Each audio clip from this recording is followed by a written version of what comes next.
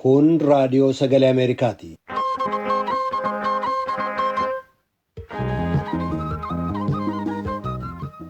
Raadiyoon sagalee Ameerikaa wixataa qabee haga jimaataatti galgala keessaa sa'a lamaan walakkaa jalqabee haga sa'a sadiitti meetir baandii 22-25 irratti Waashingtan DC irraa kan dabarsu sagantaa afaan Oromoo amma jalqaba.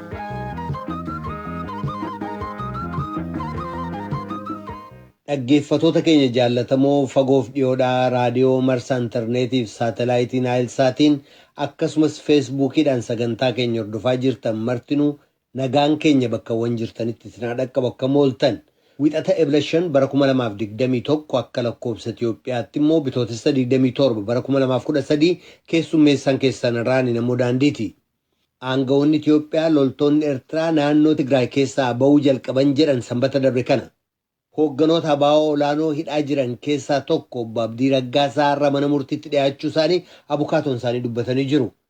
Manneen barnootaa addaa waldaa misoomaa Oromiyaatiin ijaaraman keessaa Damee Adaamaatti barattoonni baratan 40 ol qormaata xumura sadarkaa lammaffaa fudhataniin bahee olaanaa galmeessisan. Daayireektara mana barnootichaaf barattoota keessaa dubbisnee jirra.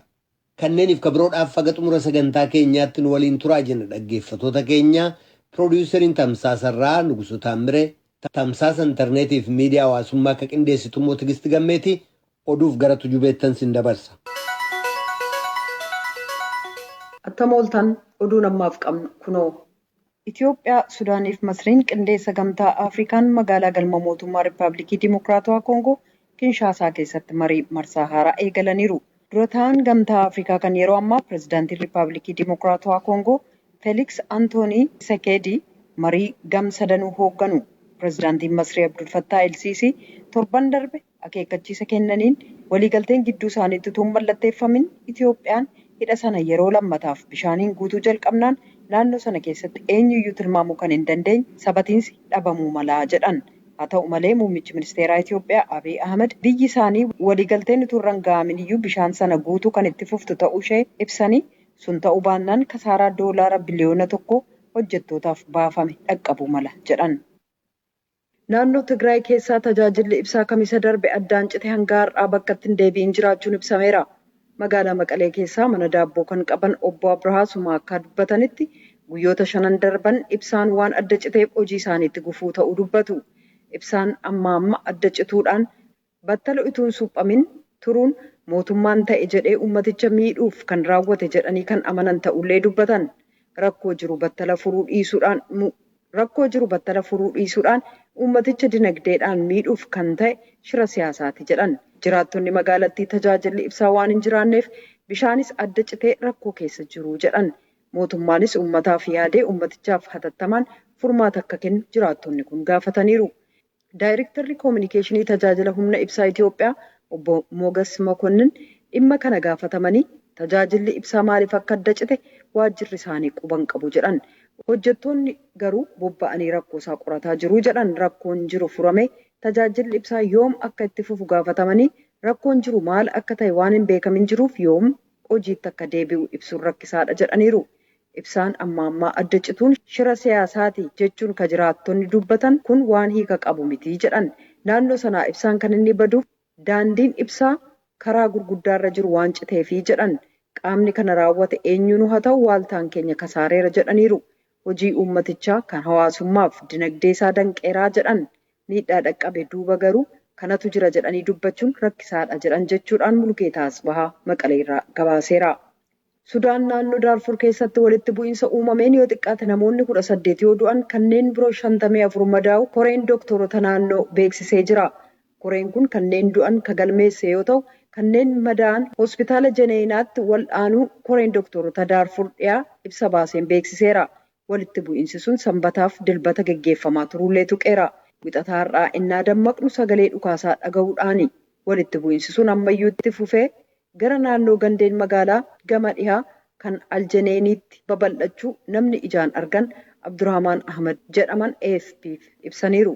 Koreen kun qaama walabaa biyyoolessaa yoo ta'u bara 2016 keessa kan hundaa'eef hawaasa ogeessota eegumsa fayyaa kan bakka bu'u akka jedhetti ambulaansiin madoo baatee turellee haleellaan irra ga'eera.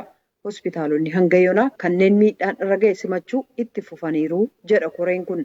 Naannoon Daarfur irra jireessi bara 2003 qabee bakka walitti bu'iinsi hamaan keessatti geggeessame yoo ta'u uummanni 300,000 yoo dhumu kanneen miliyoona 2.5 ta'an immoo qe'ee godaanuu tokkummaan mootummootaa beeksisee jira. Kan dhaggeeffataa jirtan raadiyoo sagalee Ameerikaa sagantaa afaan Oromooti. Abuunichi Kaatolika Roomaa Poop Firaansis mallattoon weerarri vaayirasii koronaa xaaliyaanii keessaa fooyya'insa utuun argamsiisin akkasumas biyyattiin uggura sochii kabiroo kaa'uuf dirqisiifamtee innaa jirtu kanatti yeroo lammataaf ayyaana du'aa ka'uu gooftaa Yesuus kabajanii jiran. Abuunichi namni martinuu keessuma biyyoonni galii gadaanaa qaban wal'aansaaf talaallii akka argatan waamicha dabarsaniiru. Yeroo ammaa addunyaa irratti geggeessamaa kan jiru waraansa hedduullee balaaleffatanii jiran. Gabaasa Saabiinaa Kaastal Firankoo Roomirraa ergite jaallannee dhiyeessa. Kan kaleessa ayyaaneffatamee oole guyyaa du'aa ka'uu gooftaa Yesuus yookaan Faasikaa sababii gochuun Abuuniin Kaatolikii Roomaa Poop Firaansis waldaa Seent Piiter keessatti namoota 200 ta'an waliin ayyaaneffatan. Dhaamsa uummata Roomaaf akkasumas addunyaaf dabarsaniin addunyaa irratti har'ayyuu wal waraansaa fi hokkara hedduu jira. Uummanni waa'ee wal waraansa kanaa yaada akka jijjiiruuf Waaqayyoon nan kadhadhaa jedhanii. L'annuncio di Pasqua non mostra un miraggio. Weerarri koronaa yeroo hammaataa jiru kanatti rakkoon hawaasummaaf dinagdee hammaataa yeroo jirutti baasiin humna waraanaa fi walitti bu'iinsaaf ramadamu itti fufuusaa ibsan kun shira har'as keessa jirru jedhan.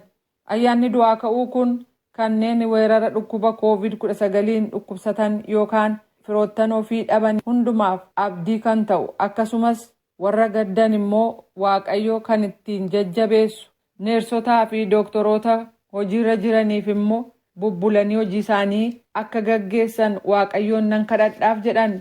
Tallaalii dhukkuba COVID-19 waliin ga'uufis yaalii addunyaan gootu akka jajjabaatu keessumaa biyyoota hiyyeeyyii akka dhaqqabu gaafataniiru.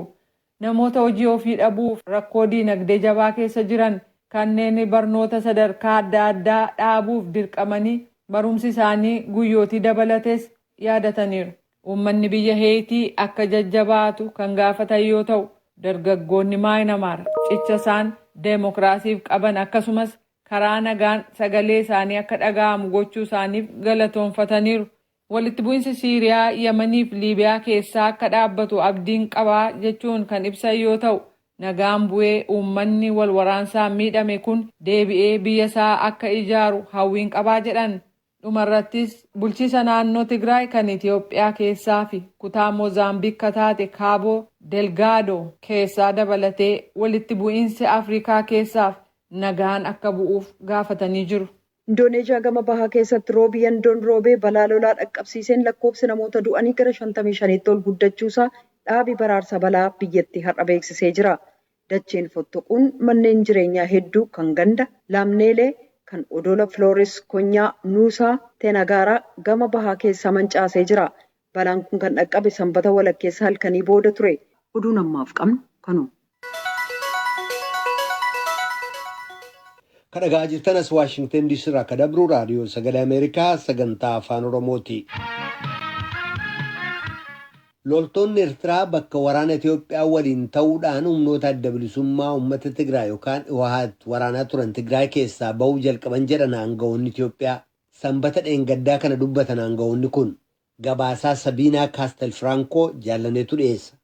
Ministeerri Haajaalaa Itoophiyaa ibsa sanbata darbe waaree booda baaseen akka beeksisetti waraanni Eertiraa Tigraay keessaa ba'uu jalqabuusaa fi waraanni Itoophiyaa immoo bakka bu'ee eegumsa daangaa itti fufuu ibse.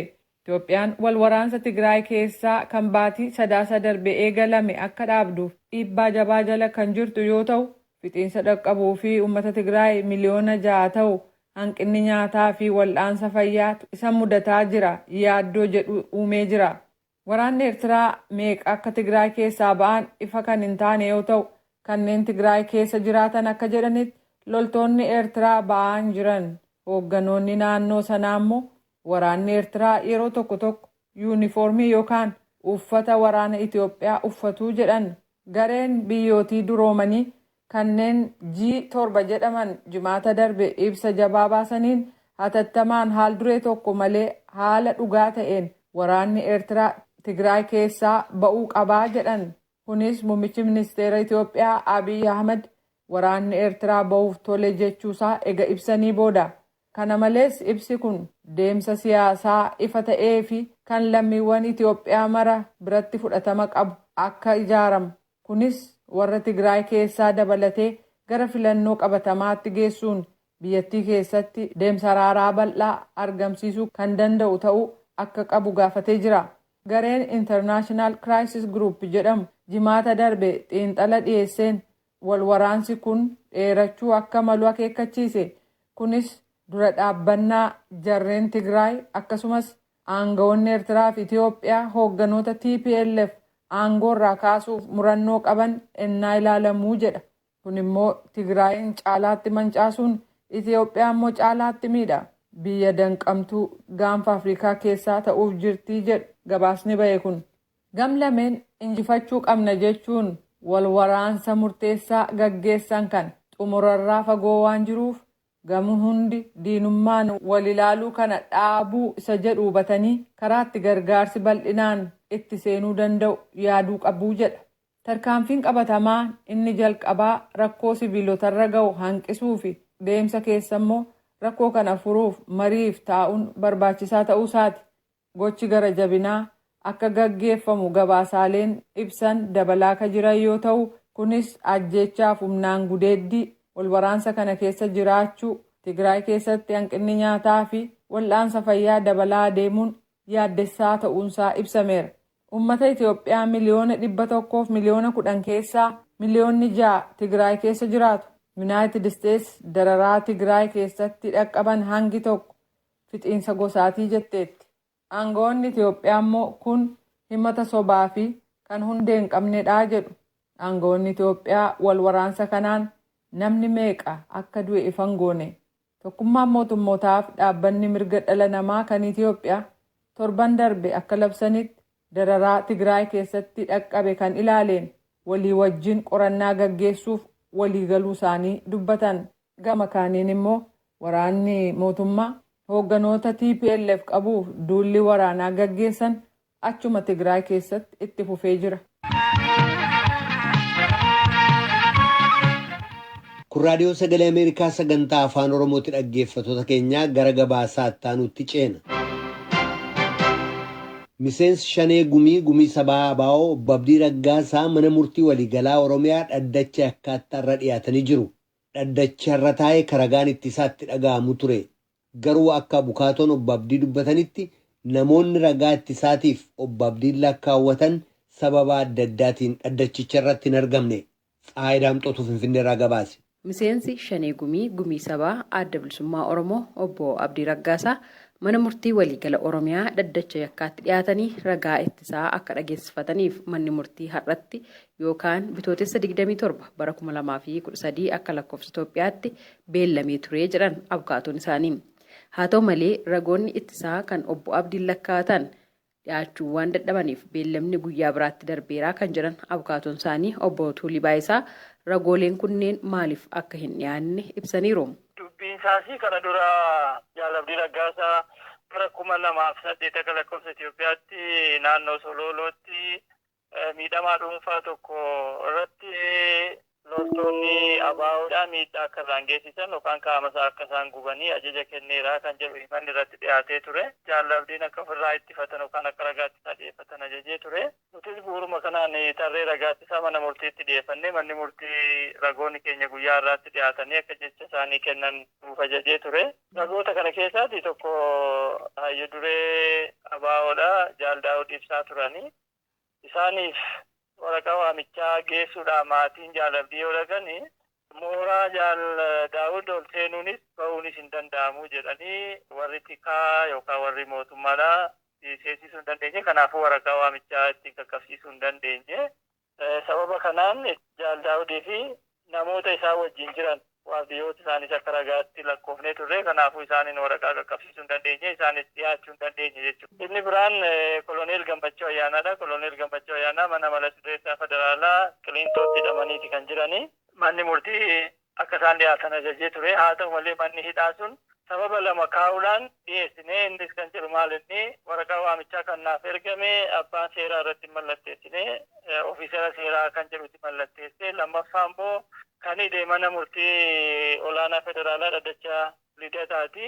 Kanaafiyyuu manni murtii waliigala Oromiyaa mana murtii federaalaa kana wajjin wal dubbatanii manni murtii Koloneel Gammachuu hidhe kun akka inni dhaqee jecha ragummaa isaa kennu hayyamuufii qaba. Isa kana hayyamamne waan ta'eef hin dhiyeessitu kan jedhudha. Xalayaan sunillee oolmaa dhaddacha obbo Abdii Har'aatiinis ajaja manni murtii dabarse obbo Tuuliin ibsanii jiru.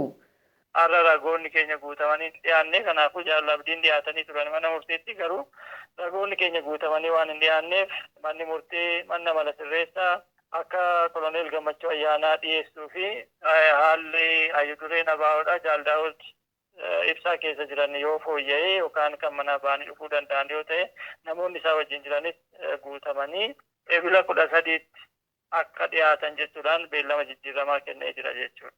Obbo Abdiin waggaa tokko oliif naannoo Oromiyaa manneen hidhaa garaagaraatti hidhamaa kan turanii fi mana murtiittis dhiyaachaa turan yeroo 3 oliif wabiin akka hiikaman ajajni darbee ture. Galmeen isaanis cufamee ture kan jedhan abkaatuun isaanii obbo Tuuliin himata haaraa abbaan alangee waliigalaa Oromiyaa irratti banuudhaan ragaan ittisaa itti dhaga'amuuf tures ibsaniiru. Himati tokkoffaan Jaal Abdiin bara 2011 fi 2012 keessa waraanni adda bilisummaa Oromoo kan kibba jiru Sololoo kan jiru akka inni galle akka inni biyya kanatti karaa nagaa hiikkatee akka inni hin galle godhanii jiru. Koree ta'anii yeroo deemanii akka waraanni sun hin galle waraanni sun akka mootummaatti fincilu gochuudhaanii gocha shororkeessaa hamaa raawwatanii jedhanii himata guddaa ol kaasanii isarratti dhiyeessanii turanii isarratti namoonni 2 kana dura dhiyaatanii kallattiidhaan arginee jirra jedhanii jecha ragummaa isaanii abbaa alangaatiif kennanii turanii garuu jechi ragummaa isaanii waan wal faalleessuuf kan inni tokko jedhe inni tokko hin jedhu kan inni tokko dubbate tokkorra deebi'uu hin danda'u. Kanaafuu ragaan kun ragaa sobaati jedhee manni murtii himannaa kana kufaarraa godhee jira. Himati lammaffaan kan ammarraa ittiin ofirraa ittisaa kan jedhamedha. Innis kan inni jedhu bara 2008 keessa godina Booranaa lafa Sololoo jedhamutti Jaal Abdiin ajaja isaan kennaniin waraanni adda bilisummaa Oromoo mucaa tokko irratti gocha gubiinsaa raawwatee jira. Kanammoo Jaal Abdiin ajaja kennee kan jedhudha. Himanni suni himata sana mirkaneessuudhaaf abbaan alangaa mucaan suni abiddaan kan labalabame ta'uusaa hospitaala irraa ragaa dhiyeessee jira. Mucaan sunitti dhiyaatee jecha ragummaa isaa kennee jira. Isa kanarratti Jaal Abdiin akka ofirraatti isatu manni murtii ajaja kennee jira. Jaal Abdiin akka jedhanitti bara 1999 akka lakkoofsa Itoophiyaa irraa qabee biyya Itoophiyaas haa ta'u biyya Keeniyaa keessa turre biyya Asmaraan ture kan jedhudha isaanii. Sadaffaan ammoo moobaayilii hin hayyamamin moobaayilii gosti Turiyaa jedhamu tokko kan Itiyoo Telekoomii hin hayyamin qabatanii argamaniiru kan jedhudha. Manni murtii ragaa adda walitti qabaa jira. Poolisiin garuu gaafa mana isaanii sakatta'u gaafa meeshaa kana fuudhu meeshaan kun kan hin hojjenne ta'uusaa galmeessee mana murtiitti dhiyeessee jira. Jiru garuu manni murtii ragaa dabalataan barbaada jedhee ajajee jira. Himata kana sadani kan isaan irratti dhiyaate akka waliigalaan. Manni murtii waliigala Oromiyaa dhaddacha yakkaa ragaa ittisaa obbo Abdii dhaggeeffachuudhaaf eebila 13 bara 2013tti beellameera. Gabaasa Raadiyoo Sagalee Ameerikaatiif Tsahaay Daamxoo Finfinneerraa.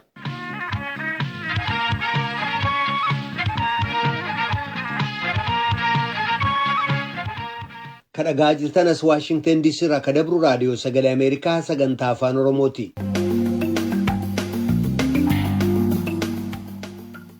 Barattoota qormaata biyyaalessaa kutaa 12ffaa fudhatan keessaa 40 ol qabxii 600 ol fiduu isaanii manni barnootichaa beeksisee jira. Qindeessaan mana barumsaa bultee addaa Damee Adaamaa obbo Abbabee Zawudee akka barattoonni isaanii qabxii olaanaa galmeessisaniif barsiisonni carraaqqii gochaa turan jedhu. Barattoota qabxii 600 ol fidan keessaa barattoonni yaada isaanii Raadiyoo Sagalee Ameerikaaf ibsanis mala qabxii olaanaatti fiduu danda'an dubbatu. Naakoor Malkaatoo Amborraa gabaase. Waldaa Misooma Oromiyaatti barattoota mana barnootaa bultee adda Adaamaatti qormaata biyyaalessaa kutaa 12ffaa fudhatan keessaa barataa Naa'ol Saamu'eel qabxii olaanaa sadarkaa biyyaatti galmaa'een sadaffaa ta'uu dubbata. Saamu'eel 700 keessaa 653 yoo fidu dhoksaa qabxii olaanaa galmeessisuu isaa dugda duuba jiru akkasitti ibsa. Dhoksaan qabxii kana duuba jiru maal kan jedhuu fi sababiin milkaa'ina isaa wantoota gurguddaa sadiitti qoodee ilaaluu ni danda'a. Tokkoof akkaataa itti barsiisota wajjin walitti siqnee hojjechaa turre jechuudha. Barsiisota wajjin nuti akka maatiitti kan achitti ispeeshaal boordiing iskuulii keessatti kan nuti walitti siqnu. Inni kan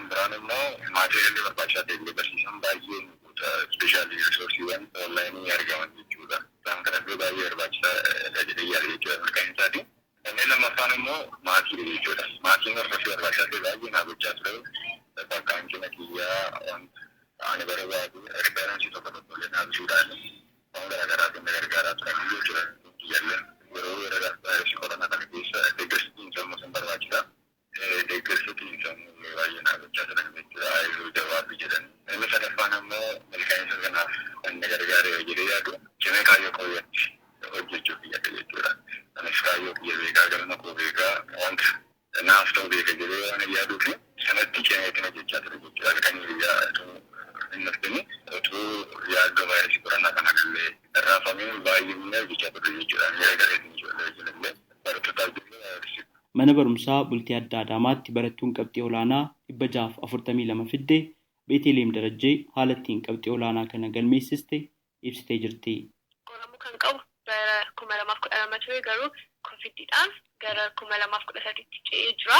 Nullee yeroo sanitti qoramne qabxii naannii fide 642dha.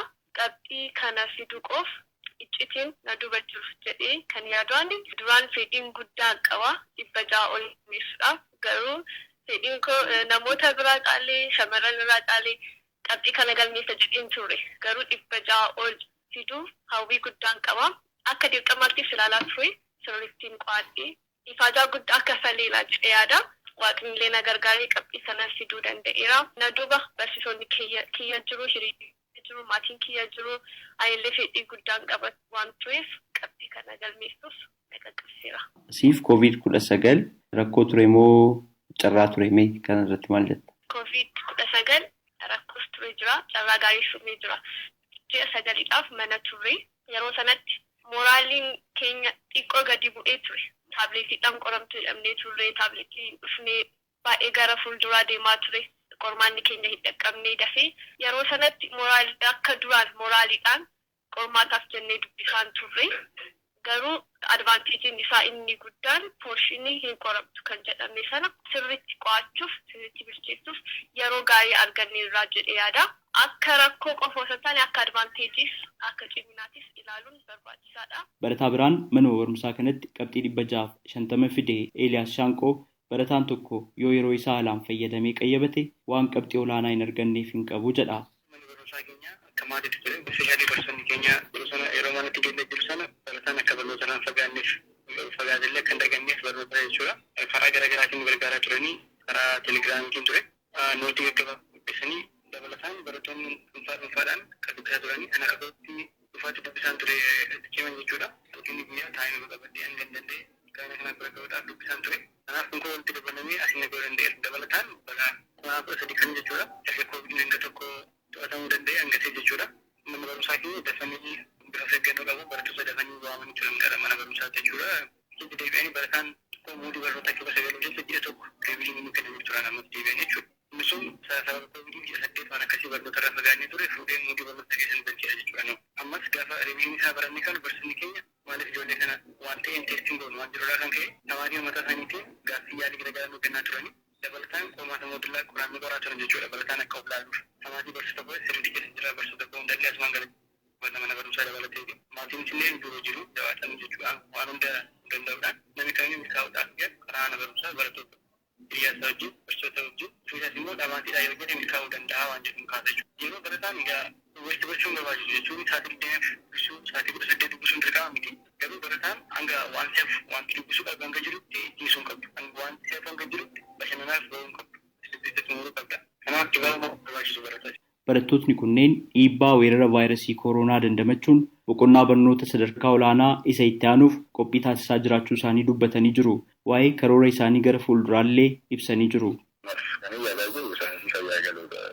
Saayinsii fayyaa galee maatii koo biyya koo uummata koo tajaajiluun barbaada. Barattoota warra kaan immoo maal laamta kan jiruuf amma beekamaadha. Vaayirasii koronaan kun ammayyuu haalaan bal'achaa jira. Saffisiinsa illee kan caalaa baay'ee dabalaa jira. Kana isuun ilaaliin barattoonni keenya sammuu qaawwituu amalee barbaachisu jechuudha. Amalee sana qabaatanii sirriitti dubbisuu qabu jechuudha. Yeroo fi waan hundaadha irratti dabarsuu hin taane jijjiirri milkaa'insa walumaa galatti dubbisuudha irratti waan biraan hin jiru jechuudha. Duraanuu jalqabee meedisinii join gochuudhaan dipaartimentii meedisinii barbaada. Yuunivarsiitii kamiyyuu keessatti meedisinii join godhee gara fuulduraatti itti fufuu barbaada. Qabxiin kiyyallee achi kan agarsiisu jedhee yaada. Shalli freshman course illee jira. Sirriitti baradhu jedhee yaada. Kaayyoon kiyya fuulduraa kanadha. Shamarroonni maal gochuu qabu qabxii gaarii fiduudhaaf duraan shamarrannis dhiirri opportunity wal fakkaataa yoo argate lachanuu sirriitti hojjechuu danda'u. Wanti guddaan fedhii qabaachuu, kaayyoo keenya sirriitti beekuudha, sirriitti dubbisuudha. Inni guddaan kaffaltii guddaa kaffalanii ifaajanii hojjechuudha. Gara fuulduraatti kan ta'u barbaadu gama fiiziksii waan qabachuuf gara isaaniitti baruun barbaada. Fiiziksii? Akkasumallee ammas wanti bara dhufan disaayidiin godhu sababni isaa namni isaa carraa biyya alaa kan argatu yoo ta'e aerospees kan jedhamu bira isa barachuun barbaada. Federaamoo yoo kun kan naaf milkoomnu ta'e asuma biyya keessatti as tokko Finfinneetti jechuudha. Seekteekaan injinanii jedha kan hin barachuu barbaadu indareettiin gosa kanadha. Qindeessaan mana barumsaa bultii addaa waldaa misooma Oromiyaa Damee Adaamaa obbo Abbaba Zawudee barattootni isaanii akka qabxii olaanaa fidaniif carraaqaa turuu fi bu'aa argametti illee gammaduu isaanii dubbatanii jiru. Bara kana barataa 125 jira 73 dubara 52 qabannee jira kan qormaataaf qopheessaa baane. Akka mana barnootaatti qabxiin nuti galmeessine 600 ol barattoota 46dha. 500 hanga 599 barattoota 75 barattoota 400 keessaa barata 4 qabna. Kana irratti hojjechaa turre riikarbii mana barnootaa keenyaa fooyyessinaa kan jirudha. Isa sana milkoofnee jirra. Qabxiin olaanaan bara nagalmaa 653 yoo ta'u akka biyyaatti garuu sadaffaan kan mana barnootaa keenya 653 barataa Naa'ol Saamu'eel kan galmeessee jechuudha. Barattoota kanarratti dhuguma dubbachuudhaa fi hojii guddaa irratti hojjennee faayidaa guddaa irratti baruu barsiisuu wajjin wal qabatee dabalata qaba. Wayita dhibeen akka biyyaatti uumame sanatti nuti qorshinii hundaa finnee viizinii gaggeessinee ijoollee akka qo'ataniif yeroo sana haala mijeessaa turre. Akka tasaa ta'ee sababa dhibee kanaan barnoonni adda citee jira. Gama nagalanii booda immoo deeggarsi mana barnootaa irraa dhaabbannee karaa telegiraafiitiin aplood gochuun qopheessaa turre. Deeggarsa barsiisonni hawaasni mana barumsaa akka waldaa misooma Oromiyaattis hooggansa keessattuu hooggantoonni saayikoolojiin isaanii akka hin miidhamne gorsa kennanii qabxiin kun dhufuu danda'e yaada. Milkaa'inaa fi muuxannoo mana barnootaa isaanii manneen barnootaa kanneen biroof qoodullee itti dabalanii ibsanii jiru obbo Abbaban. Barattoonni kutaa 1 hanga 8 jiran keessatti barattoonni kutaa 7 kutaa 8 mana barnootaa kana ittiin galuu dandeenyaa kan jedhu fanii muuxannoon fudhatu abdii horatanii deemu hin karoorfatu hin hojjetu. Kanaaf qabxiin isaan kutaa 8tti galmeessan yeroodhaa gara yerootti kan avreejiin isaa guddachaa kan deemedha. Ragaasaa naannoleen illee akka naannoo Amaaraa akka bulchiinsa magaalaa Finfinnee naannoo kibbaa dhufanii muuxannoo kan fudhatan akkaataa hojii keenyatti hojjetu kan daawwatanii kan muuxannoo fudhatanidha. Muuxannoo baay'ee kennitu. Hundaa ol garuu manni barumsaa kunis waldaan misooma Oromiyaas kan itti gammadu. Amma immoo yeroon barnoota Oromiyaa saksasii mana barnoota tokkicha kana wajjin yeroo ammaa kana mana barnootaa speeshaal boordiing iskool akka Oromiyaatti mana barnootaa 7 ijaaruu fi bara dhufuuf natti fakkaata hojiitti kan seenudha. Ejensiin madaallii fi qormaata biyyaalessaa barana akkuma biyyaattuu qabxiin olaanaa galmaa'u wayita torban darbe qabxii qormaata biyyaalessaa kutaa 12ffaa ifoomsu addeessee jira. Barattoota bara kanatti qormaata fudhatan keessaa 55.7 700 keessaa qabxii 350 ol fiduu isaanii ejensichi beeksisee jira. Akkuma waliigalaattuu qabxiin barana galmaa'e kan bara darbeen wal bira qabamee yommuu ilaalamu fooyya'aa ta'uu ibsamee jira.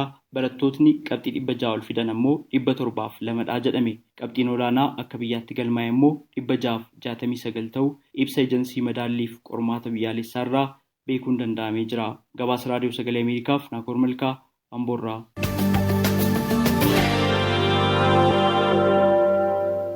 Raadiyoon sagalee Ameerikaa galgala keessaa sa'a 2 walakkaa jalqabee haga sa'a 3tti meetir baandii 22 yookaan kiilooherzii 13,765 irratti meetir baandii 25 yookaan kiilooherzii 1240 irratti akkasumas meetir baandii 31 yookaan kiilooherzii 12,485 irratti wixataa haga jimaataatti qophii afaan Oromootiin dabarsu asirratti raawwata. Qophii boruutti walitti deebina dhaggeeffattoota keenya nagaatti bulaa. Amma sagantaa afaan Amaaraatu itti fufa.